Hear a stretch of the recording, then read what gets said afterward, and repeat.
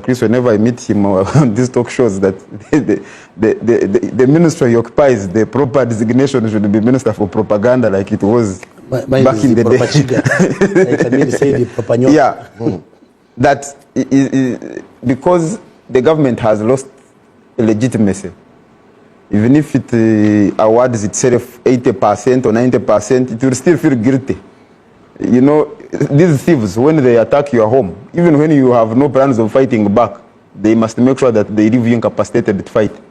They just want to take your phone. Instead of demanding for the phone, they hit you with a paver, because they must make sure that you are not in position to fight back. So all these factors, they continue, the manner in which Dr. Besigye was abducted, they continue the incarceration, and the manner in which his case is being handled, the harassment of the NUP leaders and other opposition leaders, not necessarily NUP, they all speak to an establishment that has lost legitimacy and now is relying largely on violence to make sure that the population is under fear and unable. Says they are not looking for Bobby Wine. You see, Simon, when you run mad, you don't need to go to a market square and announce that you have run mad, but people will tell from how you are conducting yourself. Because if you have placed his house under siege for now I don't know how many days, you break into his house and assault his wife. You have the Chief of Defense Forces on his X handle saying, I'm going to kill this person. So for more junior people to come out, and I've used the word deliberately, in the de facto setup of the NRM government, he's the de facto maybe number 3 now. So all these ministers, their reassurances, as long as they do not align with what he has said, or I don't think they amount to anything.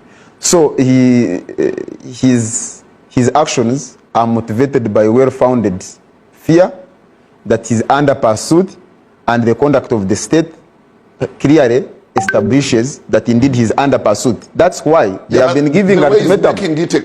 They have been making ultimatum that in the next 48 hours, in the next 72. So if they are not pursuing him, why are they giving ultimatum? You have been seeing on X, they are saying if he doesn't show up within this time, the army will be asked to bring him in, dead or alive. So is that language that is used in reference to a person who is not being looked for? Is Bobby Wine playing smarter than the state in telling where he's going, where he's been, taking photos, doing videos? I don't think it is a competition of who is playing smarter and who is not. Cat and mouse. I think that is far from the point. The point is that he's under threat.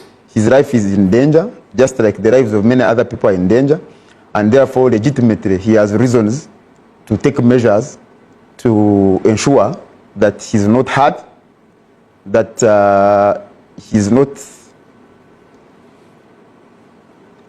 like he has mentioned strategically. He says, at the time of my choosing, I will show up. Thank you. Before I get to you, Honorable Bariomusi, yes. The state denies that you are not looking for Bobby Wine. The CDF says he wants him,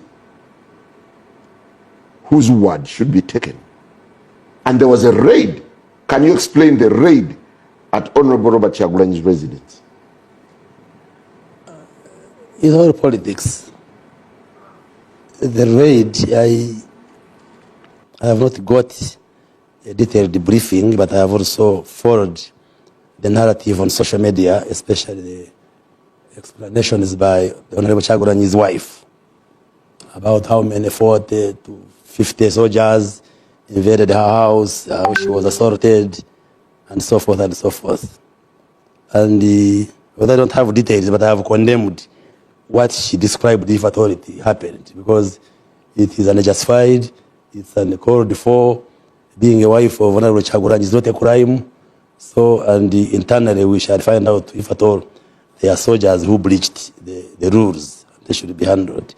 But again, from my explanation, I was not very much convinced that the extent she was giving is what actually happened. Like she said, they pulled me, hit me on a pole, I got injured. With my medical eyes, I could not appreciate the injuries.